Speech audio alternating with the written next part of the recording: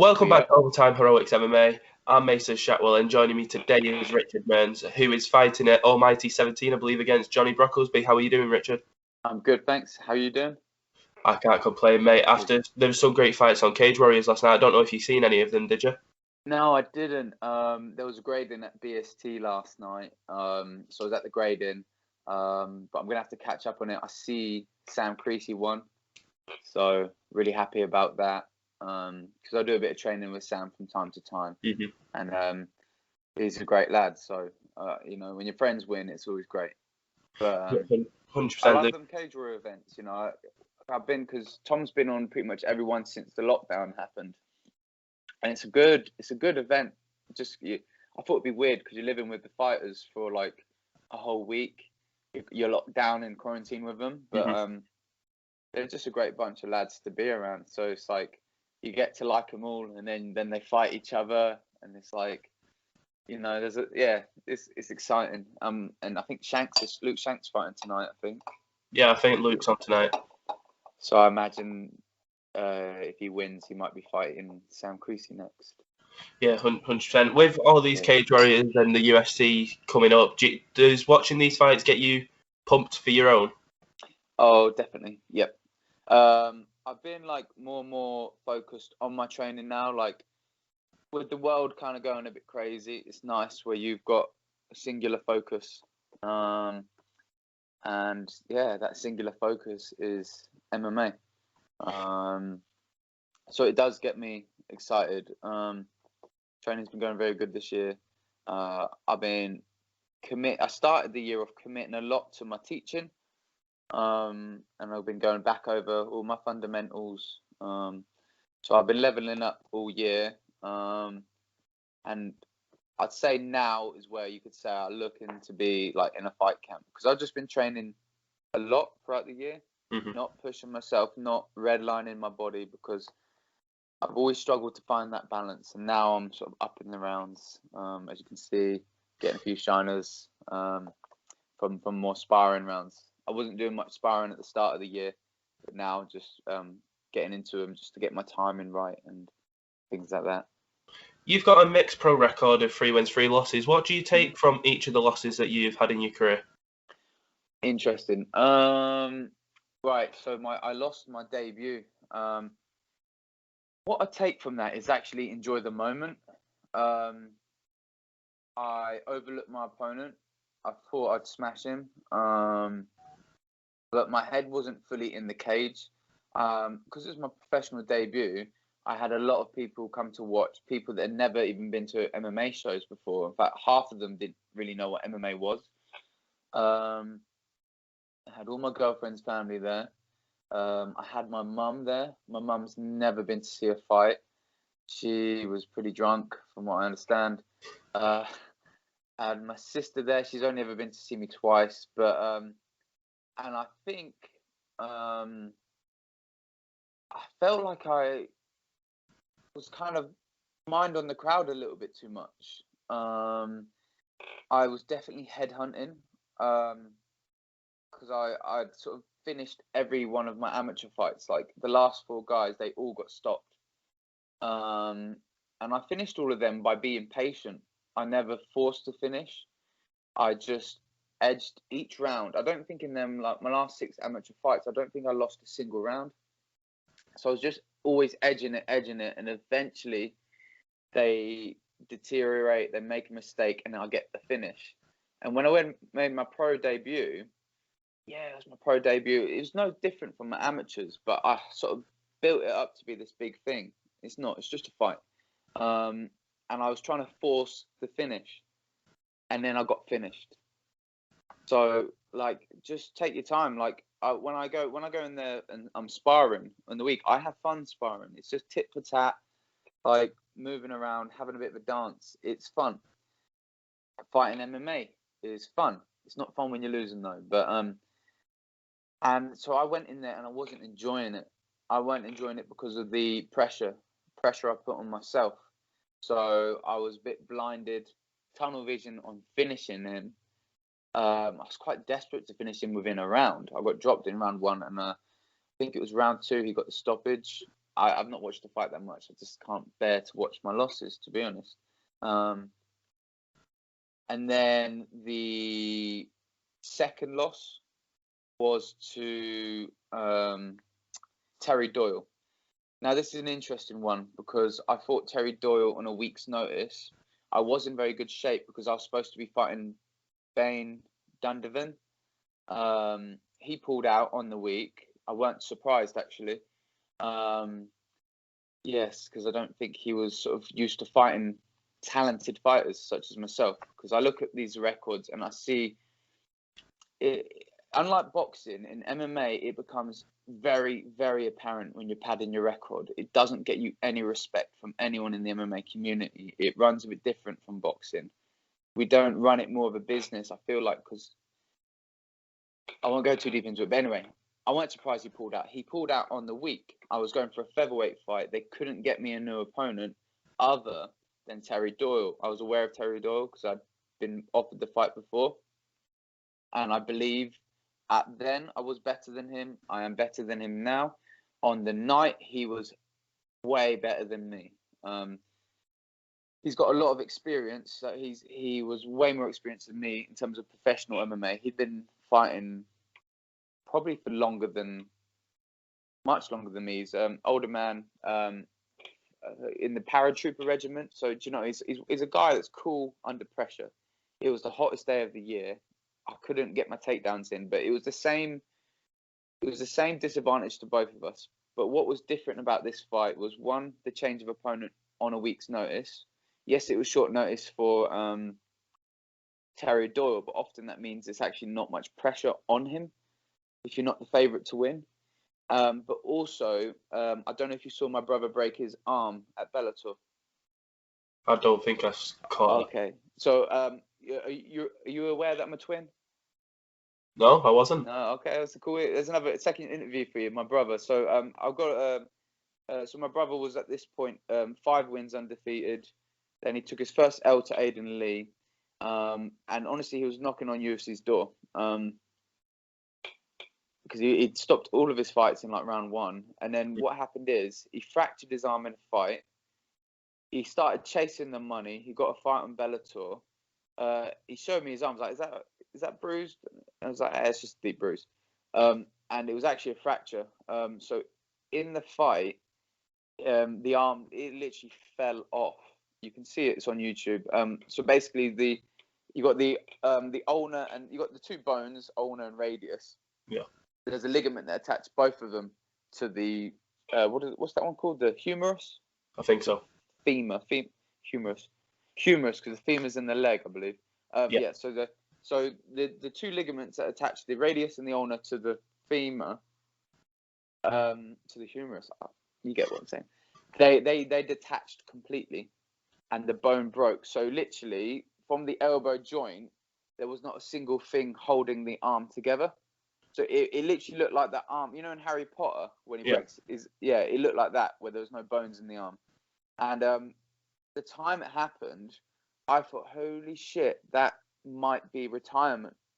I just didn't know how he could like get it better. And it's like NHS did a fucking brilliant job getting it better for him. But it's like the NHS will look after you, but professional athletes need their bodies to be finest tuned machines.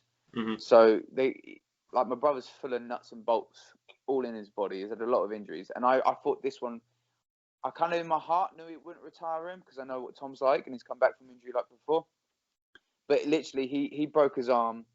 I think it was like 3 weeks before, and I thought he was retired. At that point, I weren't loving the sport no more. I couldn't get anyone at BST to corner me for that fight. We had a bunch of amateurs on Battle Arena, so Danny and Raymond had gone to coach the amateurs, and then I had my brother coach me. He's literally got one arm, so he couldn't hold pads for me. I ended up getting one of Tom's former opponents' coach to hold pads for me just to warm up, and I just hated the sport at that point. My brother was falling into a deep state of depression. There's no money, like it was just too brutal. If you see the arm break, just have a look at it. You'll see what I mean. And it was just so close to my fight with Terry Doyle. that I just thought, and then he just sort of beat me up in the fight, and I didn't mind taking him. Like I was just trying to, yet again, headhunting. I was just like going through the process, going through the motion. And really, after my brother broke his arm, I probably should have just took a step back.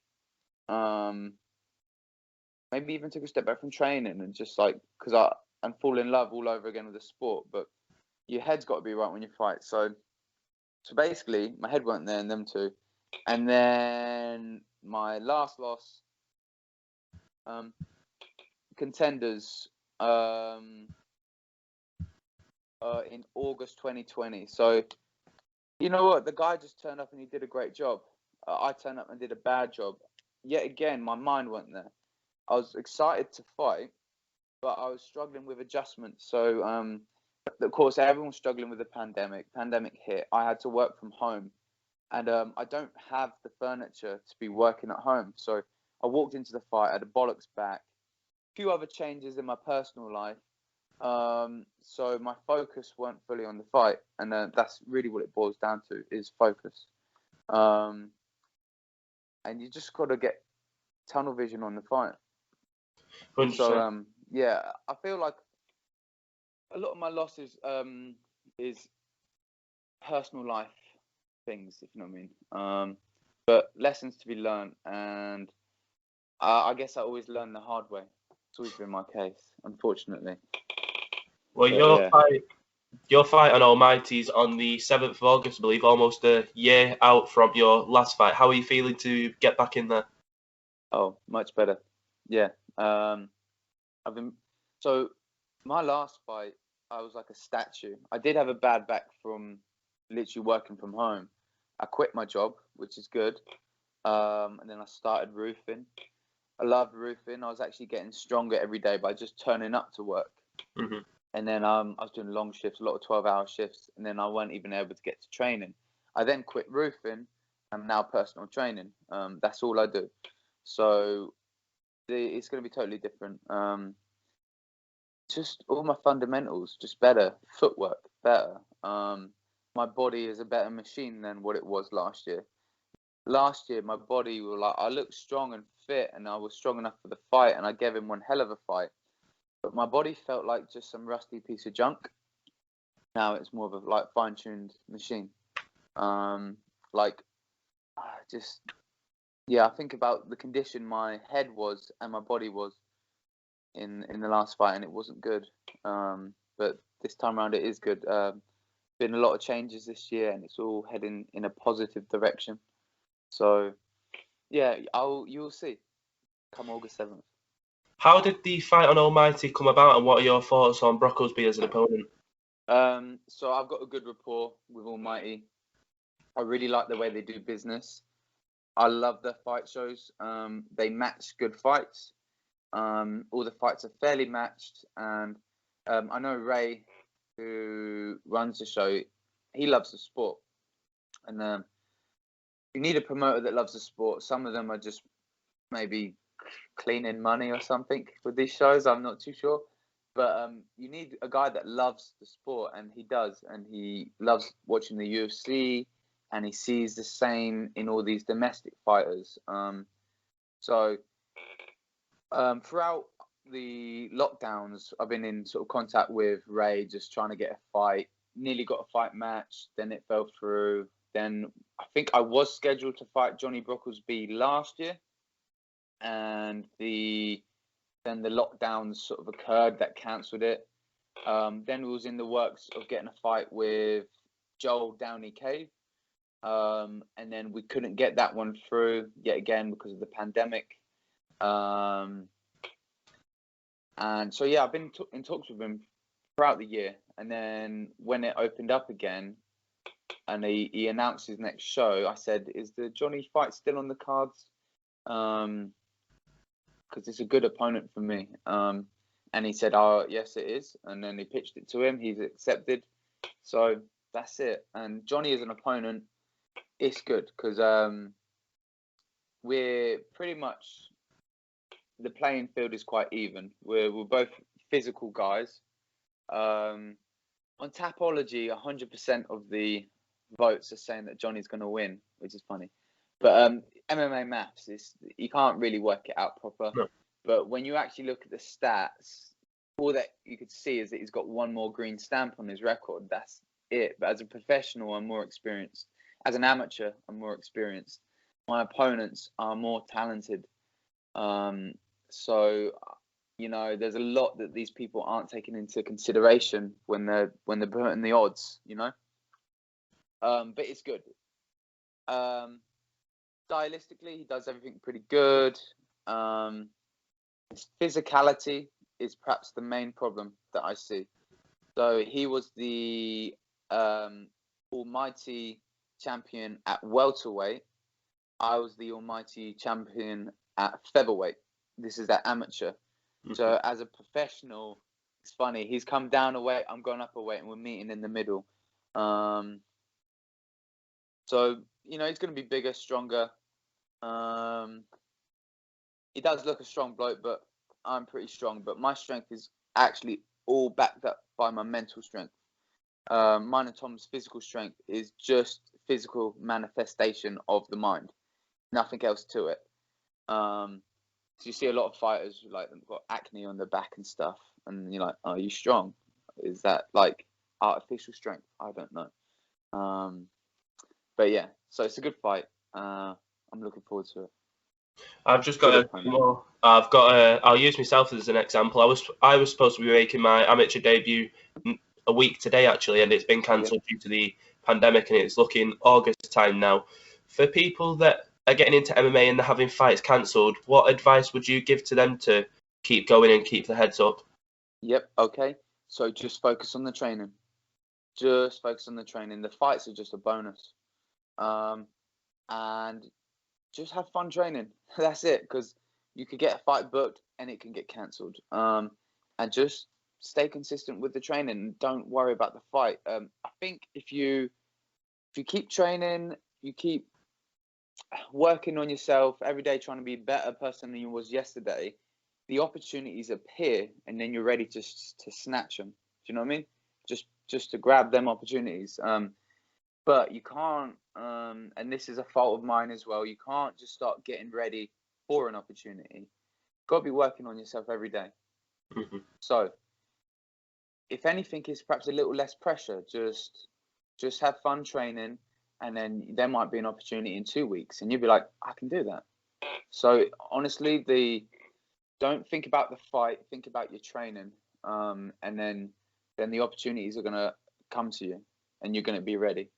So, yeah, I wouldn't even worry about that. Don't get disheartened by the pullouts, because to be fair, even before the pandemic, MMA fights get cancelled all the time. It's a dangerous business.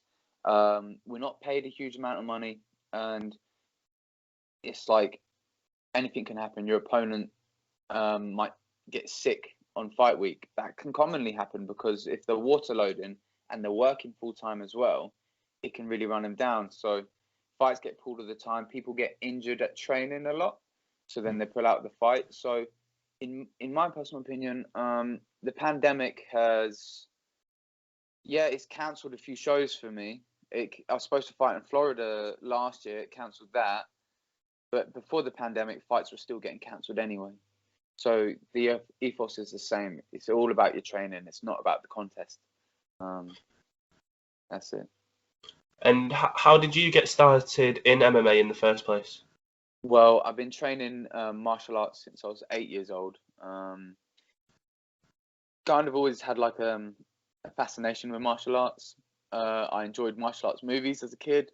I loved playing the video games.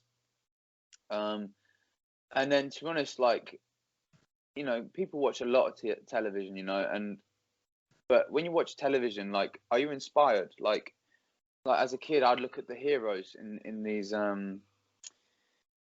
films and that, and like, I want to be that guy. And through MMA, you can be that guy. So I was literally just training martial arts as a kid because it's something I wanted to do. It was fun. It was my brother that first wanted to do Taekwondo, and then we started Taekwondo together. And then when I first saw MMA on the television, I was only training Taekwondo. I was a teenager, and I was watching it, and there was only kicking to the leg. and I didn't know anything about MMA, but I knew a lot about Taekwondo. It was very high level, and I was just like, oh, what are they doing? Kick to the head, kick to the head. The leg's bullshit. After eating my first leg kicks, like when I first started Thai box, and I now get it. But I remember seeing MMA for the first time, and I thought, oh, that's a bit brutal, but I kind of like, part of me knew I was going to be doing it. And it was years later that I even started doing any kickboxing. So then when I went to college, I met my friend Ricky. We used to talk about martial arts. He trained Muay Thai, I trained Taekwondo. I eventually went to his uncle's class and started training Muay Thai at the age of 17. A year later, I was fighting under my coach, Dick James. And he learned his Muay Thai from Master Toddy. And, you know, it's just, the guy's a savage man. And he would get me fighting really regularly. It was like every couple of months without fail. And he loved it, I loved it. And we all kind of just fighting purely for fun. It wasn't heading in any direction, you know. There were like a few title belts, and that was about it. No money. It was just kickboxing and doing Muay Thai for the love of the sport. He was sort of helping me become a man, if you know what I mean, like developing me as a person. But we weren't looking as to making any career out of fighting. In my heart, I wanted it because I was a kid and I thought I could do this for a living. Like, that'd be sick. But kickboxing, there is not much career potential there. Now there is getting more with Bellator kickboxing and Lion Fight and ONE FC. But it's never been on the television. There's never been opportunity to make much money. Whilst I was doing the kickboxing, my brother was training MMA and he met Danny Batten through his friend at work. And he was doing his thing, I was doing my thing. And I think like after like 3 years or so, I just followed my brother into the MMA path because I could see there was a career path there. You do your first amateur fight, already you're onto some kind of ranking system. You can climb the ranks and then you can sort of gauge where you're at near the professionals. So there was more career path. Kickboxing was just fun. MMA is also fun, but it's kind of, with each fight, you start heading in a forward direction. So yeah, martial arts has just been a part of my life all my life. And I'd say it's snowballed into like if you've got like a tiny little snowball rolling down a mountain, I think it's bigger and bigger and bigger. That's how my MMA career's been. It's just been Taekwondo, kickboxing, then I learned the grappling, and then just growing like that. Well, Richard, it's been a pleasure. Before we end, how can people find you on social media? Get me on my Instagram, which is R_Mearns. That's spelled MEARNS. And then I think tickets are still available for Almighty. Just go on the website, buy a ticket there, drop the promoter a message, and just let them know who you're supporting. And finally, what can we expect from your fight come August 7th? I can't tell you that much. Well, you can expect a great fight. That's it. You know, it depends what Jonny brings to the table as well. Going to be a good fight stylistically. Me and Jonny bring the heat. Yeah, I can't tell you. I'm not going to tell you any game plans or anything like that. It's gonna be a good fight. He's a fan favorite, Mr. AFC they call him. AFC have only ever seen. They've got some of my best performances on AFC, and I'm going to continue the trend. So expect fireworks. It's going to be big. Well, Richard, take care, mate, and I can't wait to see you in that cage. Cheers. Thanks for having me on, and I'll speak to you soon.